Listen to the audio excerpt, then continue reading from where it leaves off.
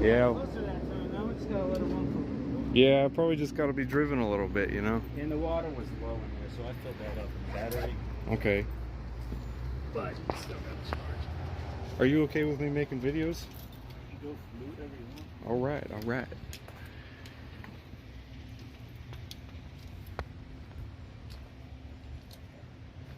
Nice. So, oh yeah, it's all right. It's all right. Yeah, that one works. It's just makes me nervous. We'll take it easy. Uh-huh.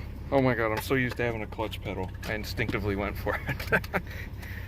So it's got a tilt steering wheel. That's nice.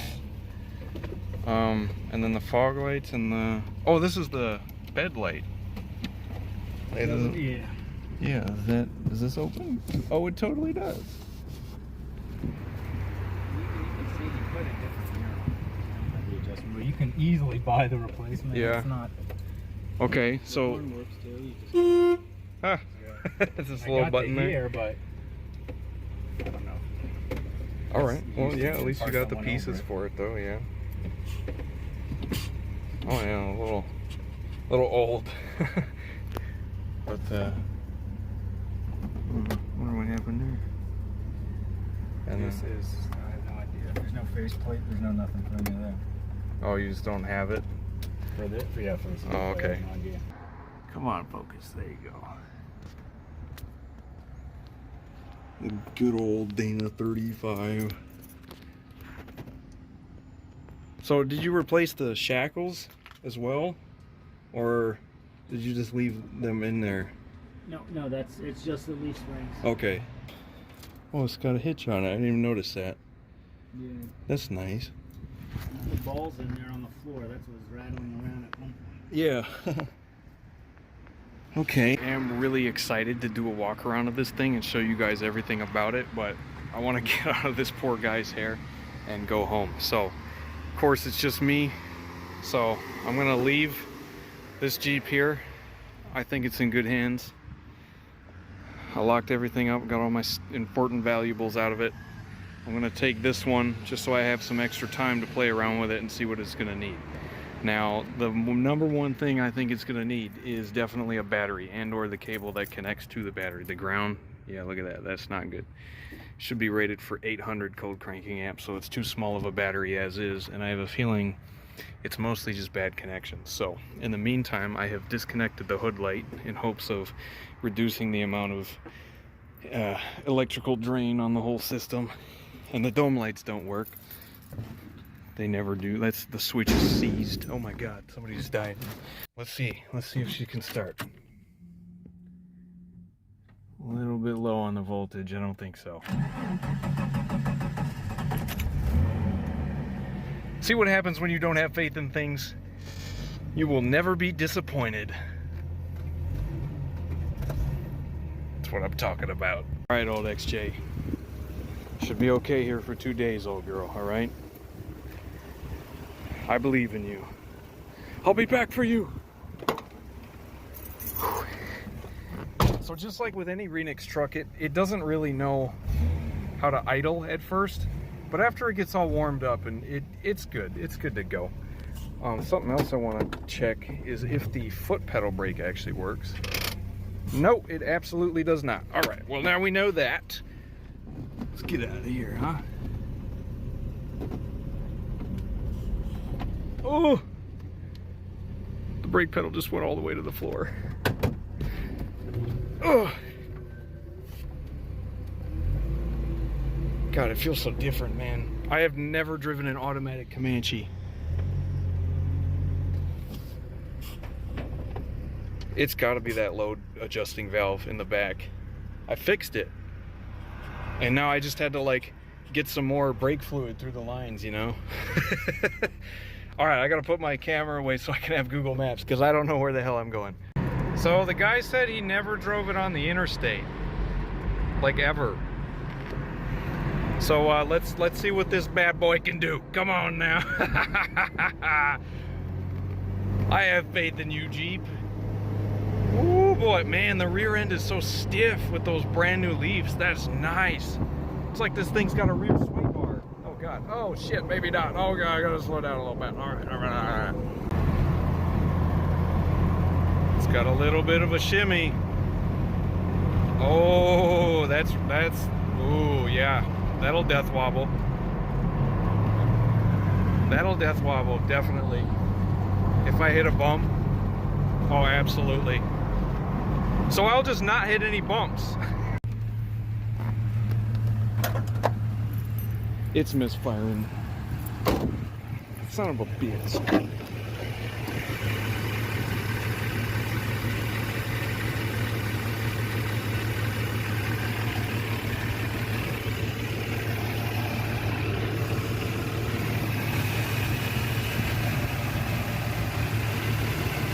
I couldn't tell you why, but it started misfiring a little bit.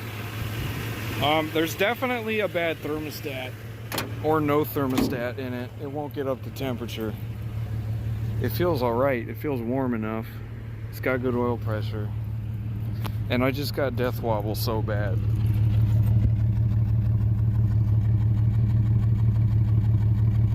Yeah, that's a consistent misfire.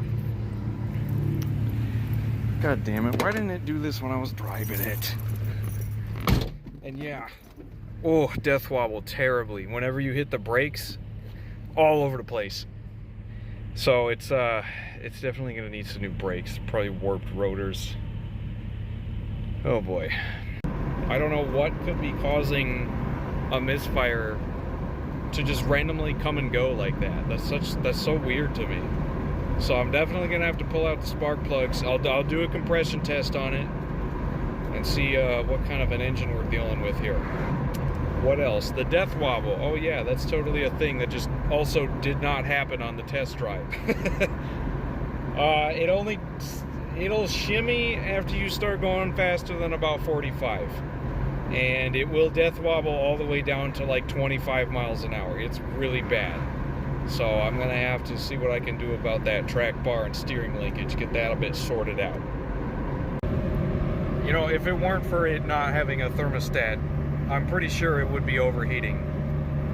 That's like the only thing keeping it alive right now. But as for an update, I've been driving for over an hour now, and it has not misfired. Well, I mean, that was like 30 minutes ago, but anyway, it hasn't misfired since it was misfiring that one time. I've been keeping it at about 45 miles an hour. I'm taking the back roads, you know. It's definitely not interstate worthy, unfortunately. But we're doing all right. It's exhausting. It is very tiring trying to drive a Jeep that has death wobble, because you have to be very attentive at times. You have to examine the roadway in front of you to make sure that you ain't gonna hit anything that you shouldn't be, you know what I mean? And the scary part is, I mean, because it's an automatic, I can't really use the engine brake. You know, I can't. I just got the front brakes, basically. I mean, the back brakes do work, of course, but obviously the front brakes do most of that braking. And the front brakes are the ones that are going all whenever it death wobbles. So I don't really have any way to slow it down. And if my load adjusting proportioning valve fails, then there ain't no brakes on this thing at all. I figured out, since this doesn't work, I tried pressing it in traffic, and the little brake light on the dash actually comes on, which doesn't work in my MJ. So that's actually pretty nice. It's definitely running smoother now. I just wanted to stop, get out real quick, and make sure all my lights work. So the running lights work, absolutely, but the brake lights don't. And then on the front end, both my headlights work, and the running lights up here on both sides. So that's good news. Let's see if I can. Flashers seem to work. Okay, that's good. And then, yeah, they both work back here. Okay, so if the flashers work, that means my turn signals should work. So that's, at least I got all that stuff. And as the day winds to a close, the Jeep drives on. What have I done? What have I done with myself, guys? What am I doing? I have owned 8 cars now in my life. Jeep, why do you do this to me? But it's okay, because this one isn't going to stay. This one's going to Cam. This is going to be Cam's Jeep, okay? And then he'll have to worry about it. Nah. So the heater doesn't work, and it doesn't have 4-wheel drive. So far, not a very good candidate for Wisconsining. But those things can be fixed. I'm just gonna do, oh god, bump. Oh god, that's death wobble. Oh fuck, god damn it, fuck, holy shit. Oh, go around me, people, go around me, go around me. Oh. Oh. Okay, yeah, I was holding up that whole, look at all the people going by. I was trying to keep it slow and take it easy. Oh my god. Oh. Just breathe. Just breathe. We're good. We're alive. The Jeep's still running. Oh. Okay. Yeah. Yeah, no. We're good. It's normal. It's normal. They do that. Anyway, as I was saying before I was rudely interrupted, it's gonna need some work. Dang. Look at that beauty. Yeah, I had to stop just to, you know, take a deep breath. Also, I gotta pee really badly. I miss Quick Trip. But man, look at how clean this thing is. Wow. Those cinematic Circle K shots. Well, I just arrived at the grandparents' house because they were actually closer to the Jeep than my house was. Figured I'd stop by and show Grandpa the old thing, and well, we noticed something immediately upon popping the hood. The battery appears to be overfilled with water/acid, and it's kind of getting everywhere. So we're gonna try to get some of that water out of there. Oh my gosh, guess where I went? Oh wow, Walmart. So I got a new battery. Yeah, you can't see anything because it's nighttime, but yeah, I got a new battery because I don't want to deal with that thing spewing acid everywhere. I got a little bit on my skin. That kind of hurt actually. Felt exactly like how you'd expect acid to feel on your skin. So that was kind of scary, but we're good. I'm still alive. Hit the curb there, it's all good. Just MJ things. You know, with that extended wheelbase of the short bed. That's good. People hit curbs all the time in Florida. I'm just blending in. Also, you might notice I have my brights on, and that's not because I'm trying to be a Florida asshole and blend in. It's because the back end of this thing is so high with those brand new leaf springs that with my low beams on, I can't see anything. And with my high beams on, it's as if my low beams are on. So I'm not blinding anybody, don't worry. When I make this right turn up here, I want to see if I can capture it in the audio, this popping noise it makes.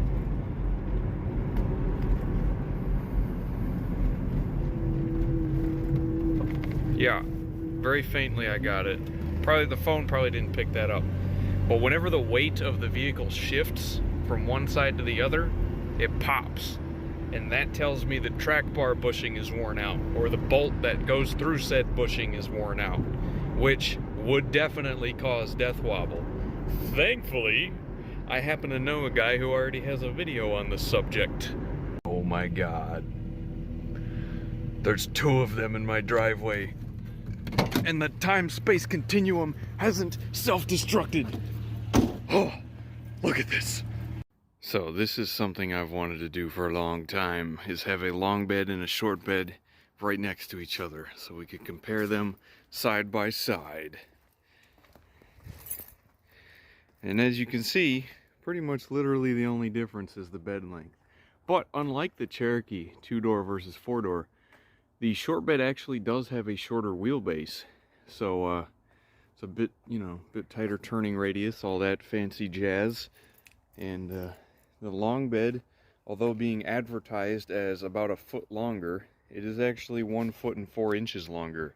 The short bed measures exactly 6 feet, and the long bed measures 7 feet 4 inches. So, I mean, that's pretty much all the differences, aside from, you know, trivial underside parts compatibility things, like you can't put a long bed gas tank in a short bed truck. Which reminds me, this thing only has an 18-gallon tank, and that's really not all that much compared to the 23-gallon tank in the other one. But that's fine, because it's a freaking Comanche. Now, I think the short bed MJs do look way more proportionate. I think this is, it's a, you know, it looks like a very sporty Jeep truck thing. The long beds look almost obnoxious, but there's so much more truck.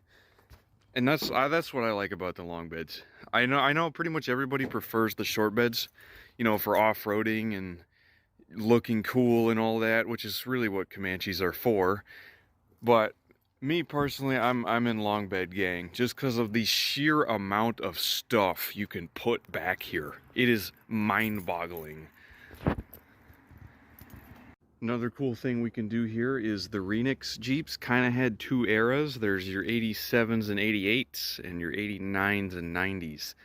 So a couple major differences between those are, firstly, the C101 connector. So this mess up here is all unnecessary. This is basically just a big split in the entire harness that exists for no reason.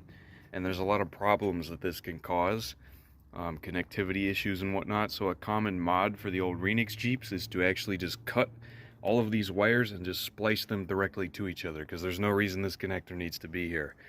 And Jeep realized that in 1989, I believe, was the first model year they got rid of said connector. So as you can see, this is the exact same engine, it's in the exact same vehicle, and said connector does not exist. So if you've got an 89 or a 90 Renix, you don't even have to worry about said things. And something else I noticed that I'm actually not too sure on myself is the MJ has 3 relays here. The XJ has 4 because of the rear windshield wiper, or the power latch or whatever. Like, that needs its own relay. Obviously the MJs don't have a rear lift gate with a rear windshield wiper, so the MJ computer things only have 3 relays here. Now, what I found interesting, caught my eye right away, is this one actually does have 4. So I don't know if that was something they changed in 89 just for more, you know, modular computer parts interchangeability, you know, or if somebody replaced this computer at some point. It's not a computer, I know, but like maybe somebody put one of these in here from a junkyard that came from a Cherokee because they were having some electrical issues. Yes, some electrical issues with this battery acid that I keep touching everywhere. That's gonna be fun. Oh yeah, I also gotta work today, so I'm gonna have to go. The poor power steering pump has been screaming at me for not having enough fluid in it. So hopefully I can remedy some of these problems at the very least. And I'm wondering what the 21 slot grill would look like on this red one. I bet it might pull off the look a little bit better than this one, just because this one has a bit more chrome around that might match it. Another cool little gimmick of this truck is the windshield wipers don't work, like, at all, and neither do the washer jet things, so that's fun. I'm taking this damn shopping cart back to Walmart. It's been sitting in my workplace's parking lot for like 2 weeks now, and I'm getting sick of looking at the damn thing. Look at that. We've already had a rescue mission. By the light of the AutoZone parking lot, let's throw some new parts into this thing. I'm gonna start with the battery here. So you're gonna have to excuse all the noise of the cars driving by, but my house does not have any porch lights on, like, the garage. So I'd be doing this in the pitch dark if I went over there. So I'm just gonna get all this battery acid all over my hands again. Okay. Oh no, my radio presets. And it looks like the previous owner has done the battery tie-down delete, so we don't gotta worry about that. So I took a look at the alternator. It looks alright, looks fine. New and all. Oh, now this is the kind of battery that sucker needs. Look at that beast. Yeah. So the factory rating for the amperage or whatever is apparently it's only like 600, which I don't think is enough for a big engine such as the 4.0. And I've been running this exact battery, this EverStart Max Group 34 in my Cherokee ever since I've had the thing. And I've never had problems. It's got the same, I've got the same battery in my other Comanche, which is, you know, also a Renix truck. So if you live somewhere up north, you know, where it gets cold, you know, and batteries die a lot, come on now. I would recommend the EverStart Group 34 because I've never had any issues with this battery. It's got a 3-year warranty on it, and so if at any point during 3 years the battery like goes dead, you can bring it back to Walmart with your receipt, of course. Remember to keep your receipt, but you can just bring it back to Walmart and they will fully refund it and give you a brand new battery. So actually what I did before the reclaimer got T-boned was I took my 2-year and 11-month-old battery back to Walmart and I was like, here's my receipt, my battery died, can I get a new one? And they were like, well, it's within the 3-year warranty, so you sure can. And then I got a brand spanking new battery, even though there was nothing wrong with my old one. They didn't test it. It was just getting a little tired is all. But EverStart Max, great battery. Certified Walmart. I know, Walmart, but come on now, it's a good battery. Before I do anything else to it, we'll see if it starts. And we'll also see if this one coincidentally also starts spraying acid everywhere.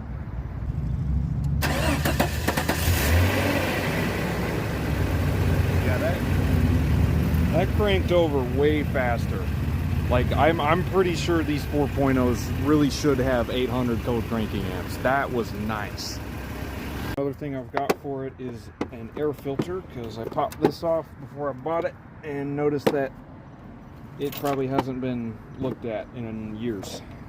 Yeah, look, it's falling apart. It's falling into the... That's pretty bad. They're starting to get all deformed and they're very dirty. So out with the old and in with the new. I love Chris Fix. Solid channel. Look at that. We're good as... Oh, the whole cap fell off. Oh god, all my vacuum lines are coming unplugged. Oh shit. Oh my god, I just ripped that one off. So they just... This one here is just broke. So they just put some rubber hose on it. Whatever works, man. I don't even know what this does. So now it's... So I fixed it off camera. So I also got a new belt. And I've got a new fan for it. I was going to mention the fan earlier. So this is what a bad fan clutch looks like. You can see how much it free spins. It's really not doing it now that I'm trying to show you, but it's got way too much slack in it. I've got a used fan. I'm going to throw that in there. I just don't have a wrench on me, otherwise I could do it. I can't get those nuts off with a socket. I need a wrench. And then I'm going to put the belt on, and I've ordered a track bar and some spark plugs, and they're going to get here tomorrow. So I'm just going to go throw away this old air filter and I head home for the night. Man, one of the greatest things about not having rust on the truck is that bolts are just gonna come off. Oh my gosh, soap. I mean, I'm dropping them all obviously, but these were such a pain on my Jeeps. Definitely had to hit it with the hammer a few times. But there's our old clutch fan out of there. Took out the electric fan to find that the bottom of the radiator is kind of starting to rust out. So probably going to need a new radiator soon. But I wanted to get more room on this power steering pump because it is the belt tensioner on these old ones. And I was trying to figure this out because honestly I can't say I've ever had to take the belt off on the blue Comanche. So I took out this like set screw here, and I loosened these two bolts on the back side of it, which are in like channels. You might be able to see they can slide that way. And then there's that bolt on the bottom right there. It goes, and as you loosen that, it manually releases tension on the belt. So it's a bit of a process on these older ones. So I got the belt off, and it's all dry rotted. Can you focus, please? It's kind of hard to tell, but in between each of the little grooves, there's dry rot all around the whole thing. You can tell it's pretty old just by touching it. So while I had all the pulleys free spinning, you know, may as well check those out. I don't know if the compressor engages, but it feels all right. The fan pulley feels all right. The alternator feels good. The water pump feels good. There's no grinding noises. Power steering pump is a bit tired. It's a bit old, and there's a crack in it right here. I'll get a close-up of that in a minute. I don't know if that's supposed to be there. The only one I'm seeing immediate major problems with is this idler pulley. It's got a little up and down play in it, so it probably just needs a new one of those. I'm gonna take it off and see what I can uncover from looking at it a bit closer. So it's definitely bearing play in it, but it's not that bad. There's still some time on this, I think. So that's a down the line repair. I don't really want to spend too much money on this thing anyway, because it's not even mine. Well, it is now, but you know how I am. I'll just keep going with things and I won't stop. So I'm just gonna put this back on here now that we know that it's really not that much of a problem, but I definitely will write it down. Alright, so I got the brand new belt here. Hopefully our AutoZone special fits. It should be extra easy to get on here without the fans in the way. So I always start on the alternator because it's way down at the bottom, kind of hard to hook it around that. Down under the crank pulley, around the water pump, which is where it's going to be different from the 97 up 4.0s, and then around your power steering, and then let's see, over AC and under idle pulley. Yeah, so definitely gonna need some more slack. And here's this crack I was talking about on the power steering pulley. That looks intentional though. I really can't tell. But I think it's gonna need a new power steering pump anyhow. Okay, and now the belt's on and everything's back together except for the fan shroud because I could not fit it in there. This fan is off a 97 and the fan shroud's off an 01, so I have a feeling one of those two combinations is making it not fit in there. But I didn't have one anyway. We'll worry about that down the line. The important thing is now we have a good clutch fan in here, so that's definitely going to help. So I got the belt all tightened down. I put in this bolt first. You don't want to not put in that bolt. Bad idea to take it out, actually. And then I tightened the long screw at the bottom. When I got that tight enough, there's another bolt like directly underneath the pulley. That's actually a 15 millimeter for some reason. Tighten that down to lock down your long bolt, and then tighten down the two on the back, and then I tighten down this one, and now everything's all good to go. I still haven't started it yet, so I don't know if it'll blow up, but I got the electric fan back in here. That's all hooked up, and then I started moving on to the grill because it pisses me off that this is upside down. I hate it when people do this. So I couldn't fit it out because the fog light things were in the way, and unfortunately these don't work. I don't know why. But I was able to loosen the adjusting screws, which, if you look at them, you may be surprised that I loosened them. But yeah, oh yeah, that's nothing compared to Wisconsin rust. So with them folded down like that, I should be able to get the grill out of there. Should be able to. Oh yeah, all right. So let's see what we got here. Definitely some evidence of spray paint. Yes. I was kind of afraid of this. Pretty sure this thing has definitely been in a front end collision before. Long ago, but I think this header panel is off of a 90s model. This is not a Renix header panel. So they've replaced the front parts before, and then it's since been beat on a little bit too. Man, I like these things. I wish mine had them. So, I wonder what the hell is that? Some weird Florida plant I don't know anything about. Probably poisonous in a million ways. But yeah, you can see it's definitely been spray painted, so that kind of sucks. But at least this is just your condenser, so that's not really that big of a deal. So now put the grill in the correct way.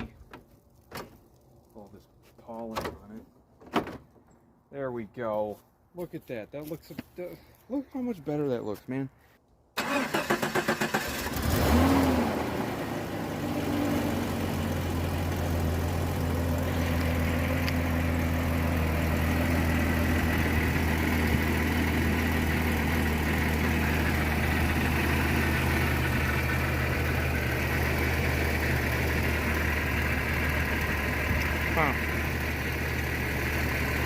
I definitely even feel more air coming off of this fan just standing near it. That ought to be nice for it. And in regards to that, I mean, it probably doesn't have a thermostat.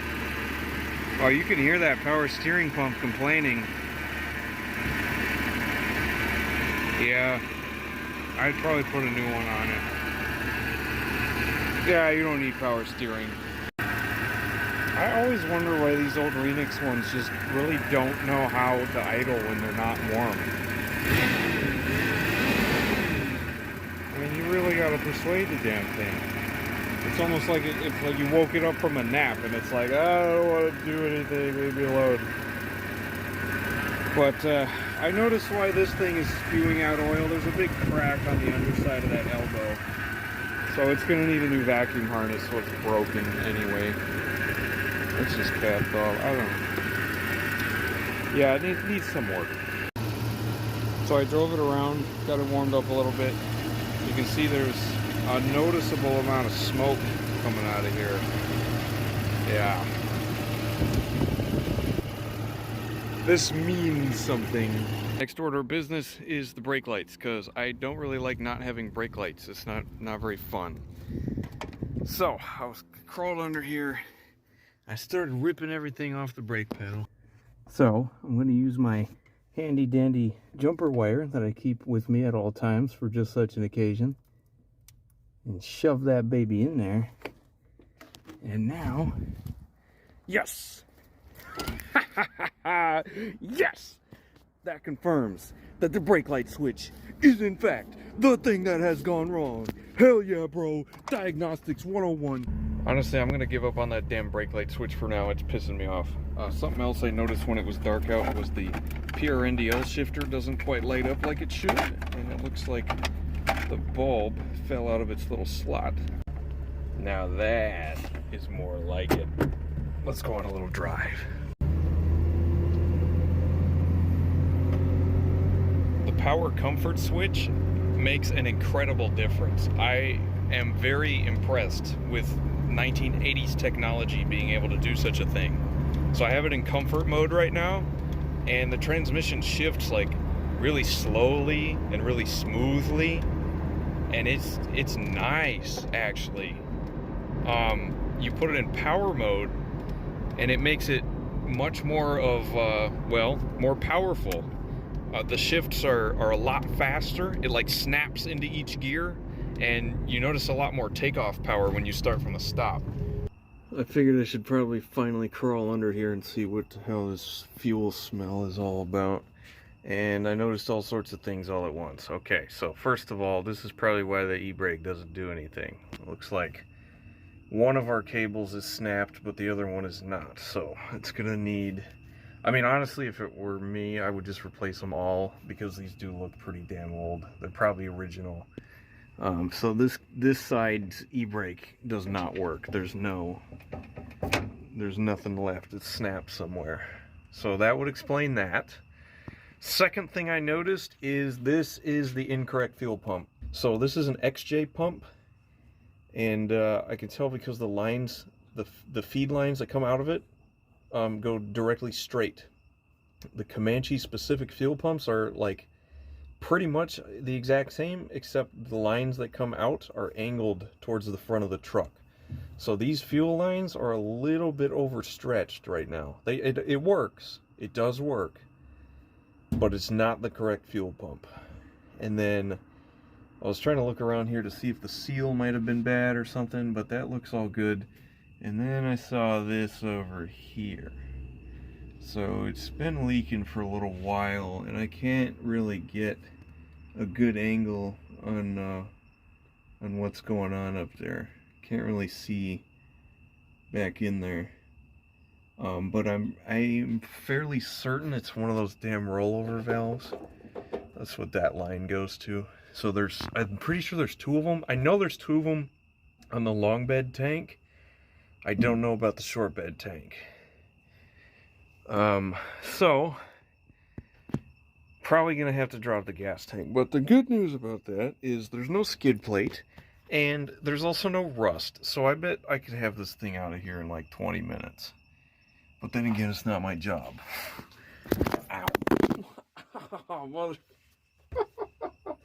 Oh, I just touched the exhaust like a dumbass.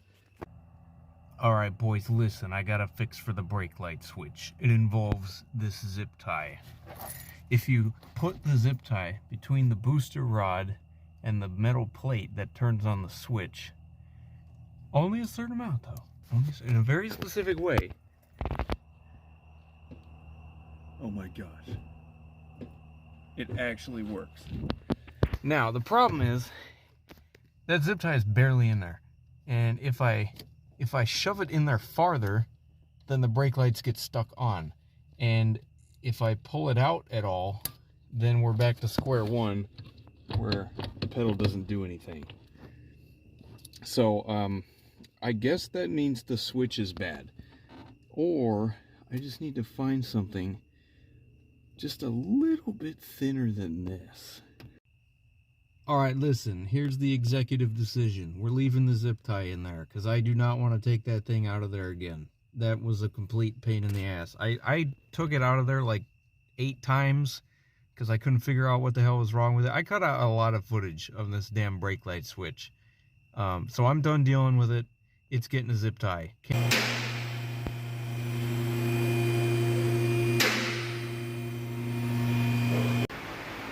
So I was able to convince the boss man at work to let me use the lift, just so I didn't have to do this all in my driveway and be constantly yelled at by the parents.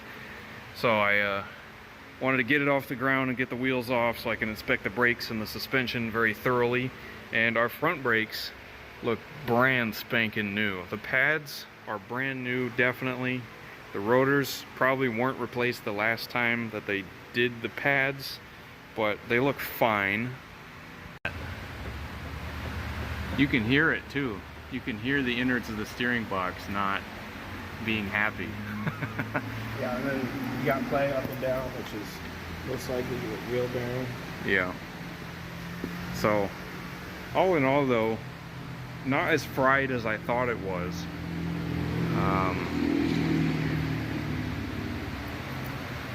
Yeah, and you can of course see it better when the wheel's on. And you can feel it when you turn it. Yeah. Excellent work, David. You're going to be famous on YouTube now. So it's going to need new shocks. I have an extra set of shocks laying around. I can just throw some front ones in. And sway bar links, those are not very good looking at all. Probably some sway bar bushings as well. Overhaul the front sway bar there. And then the track bar actually does look like it's been replaced before. It's a non-greasable track bar, so it's definitely aftermarket. And it had to have been replaced relatively recently, probably trying to fix death wobble. But I'm willing to bet this hole is wallowed out. So I'm going to throw a new track bar in it anyway. And then hopefully the steering box doesn't really cause too much of a headache. Moving on back, we do got a lot of oil on the transmission pan, and that is engine oil. That's not transmission fluid, which is actually a good sign, because that means the transmission probably ain't leaking, but the engine certainly is. And it's, you can see, dude, yeah, this got a brand new oil pan on it. and a brand new oil pan gasket, but something somewhere is definitely still leaking. So probably a rear main seal based on that right there.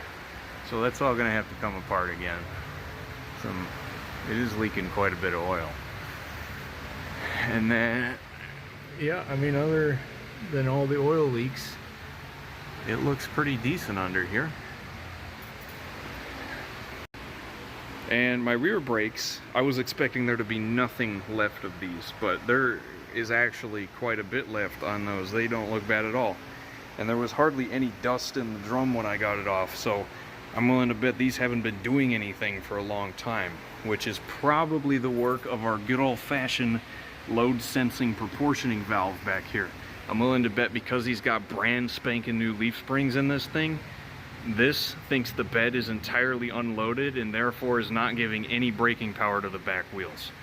So either I'm gonna have to load the bed down somehow, or just, I mean, take this thing off and like tie it up where it is more open, because the brakes definitely suck in this thing. And well, I mean, I'm sure you saw earlier, the guy had it like this and the brakes really sucked.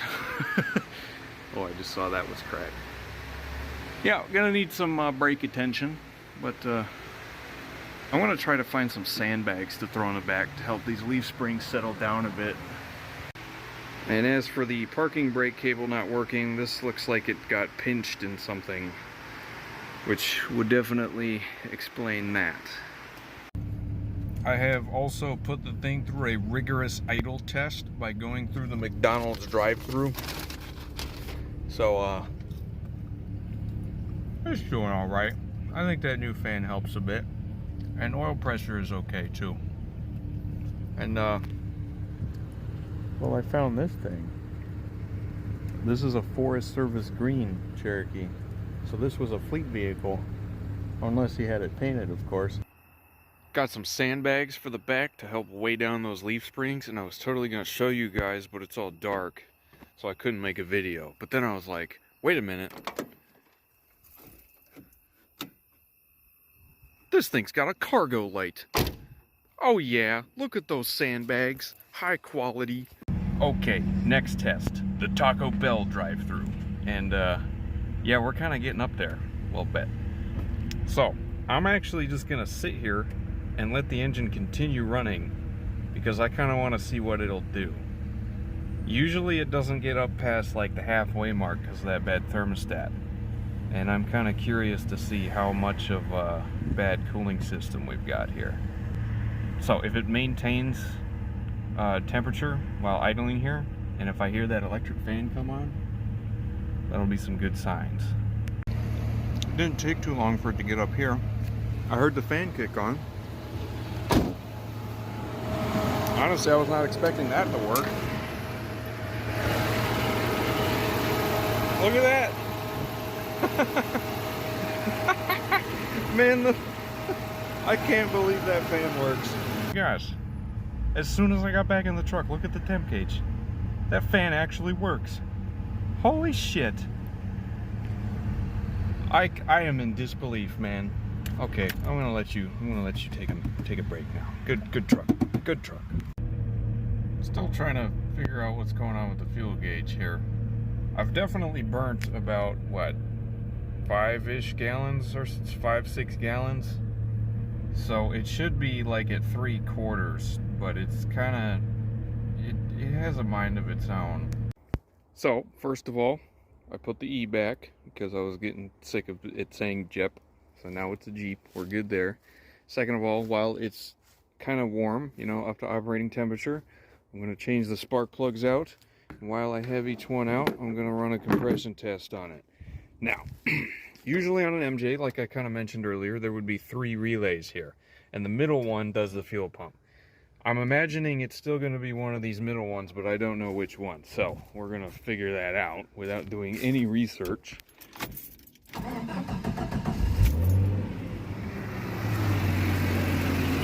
Alright, a handy dandy little trick. Yep, that's the fuel pump. Alright, so that's one mystery solved.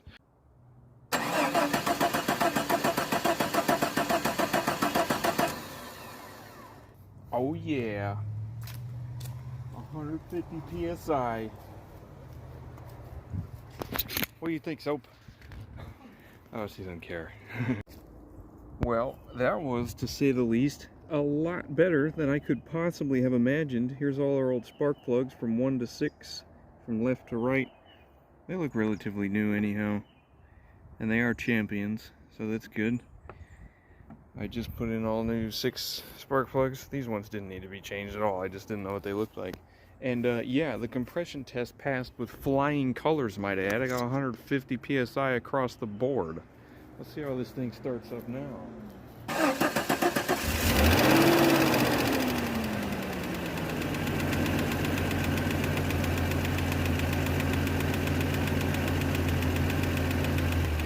Shit. I can't believe this thing. Or maybe that's lifter tick.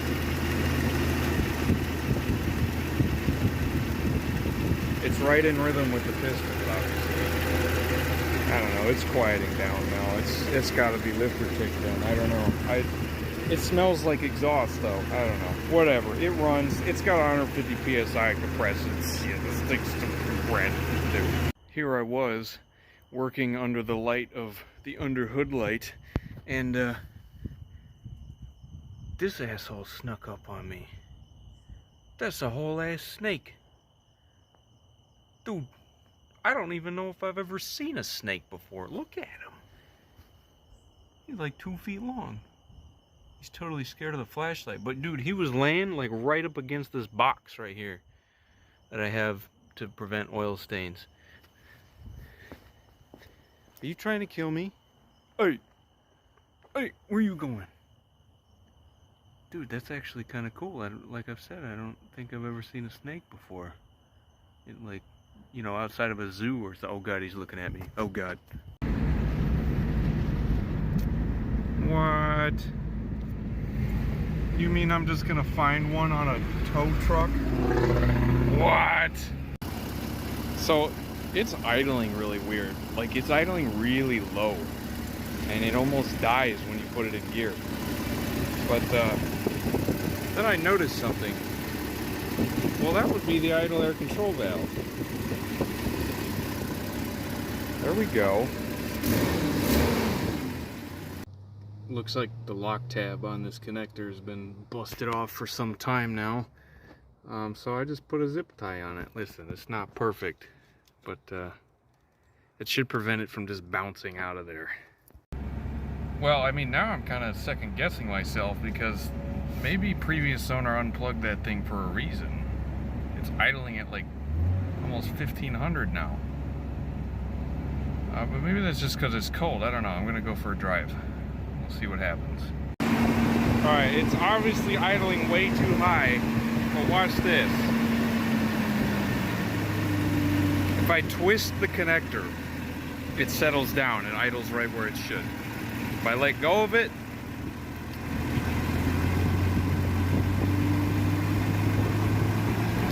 alright, well that narrows that down. So it's, at least the IAC is working, but I guess it's gonna need a new connector. Okay, right, so I screwed around with it for a long time. I finally got it to stay. I used this to like bend the prongs inside the connector so that it naturally rests with good contact with the sensor. But this is kind of a thing where if you bump it, it's gonna screw it up. So, new IAC connector down the line. I could totally just go rip the one off of my other truck because it's currently not very mobile, but I don't want to do that. I would rather just find a new connector and splice it on. So that's going to be a down the line thing again. I did look at the old pictures and videos. This tab was broken off when I bought the thing. I guess I just must have bumped it at some point and it popped out and it screwed up the prongs inside, but it should be all good now. And as the day winds down and comes to a close and the video is almost an hour long, I know, once I start going I never stop. I'm just going to give a quick summary of everything that has been done and everything that needs to be done with this truck, because that's kind of what this video was supposed to be. I know I already did fix some things. But starting from the top, the previous owner recently replaced the leaf springs, the exhaust from the catalytic converter back, and the gas tank and the fuel pump with the incorrect fuel pump, but he replaced it anyway. And so that's pretty much literally the entire back half of the truck fully restored.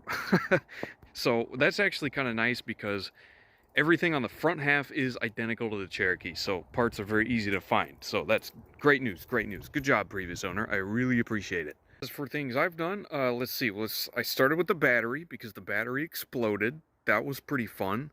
And then put in a new air filter and a track bar, some new spark plugs, and ran a compression test on it. I'm sure I did a couple other things I literally already forgot about, but that got it to a state where it was nice enough to drive. I've actually been driving this thing to work almost every day just to try to burn through some gas. I was going to replace the rollover valve on the top of the gas tank.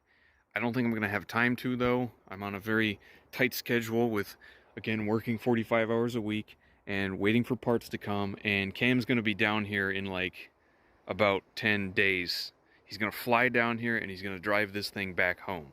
So that's going to be, you know, the character arc where it becomes his truck. So hopefully he'll record some of that for us. The top priority as of now is, even though I replaced the track bar and I did my bolt upgrade, I did still manage to get it to death wobble. It doesn't really death wobble, you know, on its own now. It will only do it if you really try to, which by my standards is an absolute no. So one thing I know is wrong is the wheel bearings, and something I didn't even know when I first checked it out is these damn wheel bearings are like a two-piece cone style bearing with the brake rotor being part of the wheel bearing. Like these studs are the brake rotor. It's all one part on a two-wheel drive pre-96, I believe. I think these kind of two-wheel drive front axles go up to 96. I'm still not sure on that. Got to do a whole bunch of research. But I'm going to replace the brake rotors and the wheel bearings, and I think I'm going to make that its own video because that is not very well documented at all, especially for these two-wheel drive front axles that nobody apparently has. So, wheel bearings, and then I'm going to throw a new steering linkage at it, and hopefully that will solve death wobble, because I don't want Cam driving this thing 1,300 miles with it having death wobble. Another preventative death wobble thing I'm going to do is take these wheels with me to work tomorrow and rebalance them, because this one is missing its outer counterweight. They're from 2018, the tires, and they probably haven't been balanced since 2018. Unbalanced wheels can definitely cause death wobble, so I'm going to knock that out. And that's a transmission that I carry around with me, trail spare. I am going to put on a rear view mirror. I'm going to replace the brake light switch and put on some new windshield wipers. I found out they do actually work, but only on the highest setting. They don't do anything on any of the other settings, but at least they work, so we can start somewhere with those. It certainly does need a couple other odds and ends here and there, but I can only do so much before Cam's going to take it away. So if any of you actually made it this far in the video, I thank you all for watching, and I'll see you in the next one.